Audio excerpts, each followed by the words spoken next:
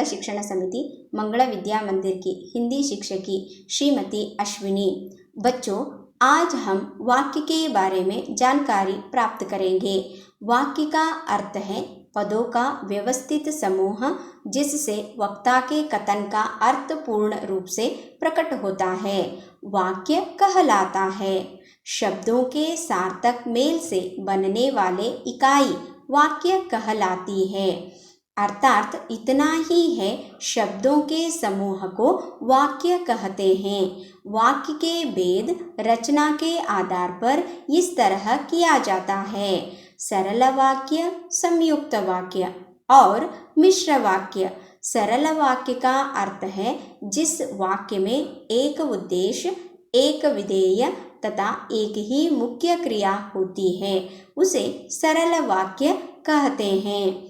इसका उदाहरण इस तरह आता है: कल विद्यालय बंद रहेगा। विद्यालय बंद रहेगा यहाँ पर एक ही उद्देश्य से प्रकटित हुआ है। दूसरा है बाजार खूब सजा है, सुंदर रूप से सजा हुआ है। किसान खेत जोत रहा है। जोत का अर्थ है बच्चों फसल उगा रहा है करके। यहाँ पर एक ही उद्देश्य है, वो है फसल उगाने का। और चौथा है बापू हमारे राष्ट्रपिता है। इस तरह सरल वाक्य के उदाहरण बनते हैं। सरल रूप से ही उदाहरण रहते हैं। इस वाक्य में विशेषण यह रहना है कि उद्देश्य और विधेय एक ही होना चाहिए। और दूसरा है संयुक्त वाक्य, जिस वाक्य में दो या दो से अधिक समान स्तर के उपवाक्य योजन शब्दों से जुड़े होते हैं, उसे संयुक्त वाक्य कहते हैं। उदाहरण: नेताजी सभा में आए और सभा शुरू हो गई। यहाँ पर क्या हुआ है, नेताजी से ही दोनों वाक्य संबंधित है।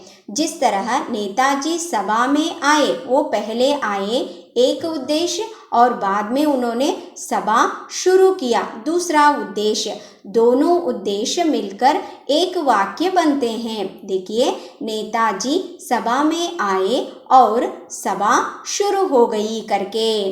और एक बात यहाँ पर, आप चाय पिएंगे या कॉफ़ी? घर में आए हुए मेहमानों से हम लोग पूछते हैं, आप चाय पिएंगे या कॉफ़ी? ऐसे प्रश्न पूछते हैं ना। उसी तरह मैंने यहाँ पर उदाहरण डाला है।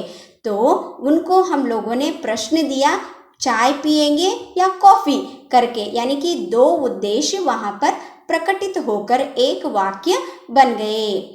बादल गरजे और बाद में वर्ष आ गई। पहले गरजते हैं, बाद में वर्ष आती है करके। यह वाक्य इस तरह बना, बादल गरजे और वर्ष आ गई करके। जल्दी करो अन्यथा देर हो जाएगी। अंत में है, रमेश ने बहुत परिश्रम किया परंतु सफलता नहीं मिली। हम लोग भी ऐसे बोलते हैं ना, परीक्षा के समय मैंने बहुत मेहनत करके लिखा था लेकिन अंक बहुत कम आ गए करके। यानी कि वाक्य एक ही रहा, उद्देश्य दो प्रकटित हो गए। इसी को हम लोग संयुक्त वाक्य करके संबोधित करते हैं। और तीसरा है मिश्र वाक्य, जिस वाक्य में एक उपवाक्य प्रदान होता है तथा अन्य वाक्य उस पर आश्रित होते हैं, उसे मिश्र वाक्य कहते हैं। उदाहरण: माँ ने कहा था कि उन्हें बाजार जाना है। यहाँ पर एक उपवाक्य है, दूसरे वाक्य उस पर जुड़े हुए हैं।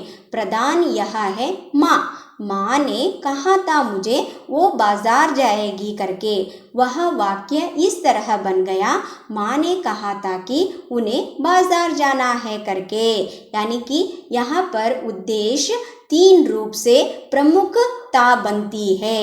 माँ जाएगी और कहाँ? बाजार। इस तरह रहता है, इसीलिए उपवाक्य प्रदान होता है, दूसरे उनसे जुड़े होते हैं करके। जैसे जैसे मैं आगे बढ़ा वैसे वैसे जंगल घना होता गया।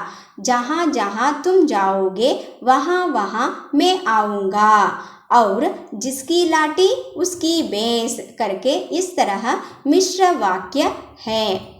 आशा करती हूँ बच्चों आज का विषय वाक्य और उनके प्रकार आप लोगों को समझ में आया है करके। इसी का अनुकरण करते हुए मैंने कुछ प्रश्न दी हूँ, उन प्रश्नों का उत्तर लिखकर मुझे व्हाट्सएप में भेजना है। धन्यवाद।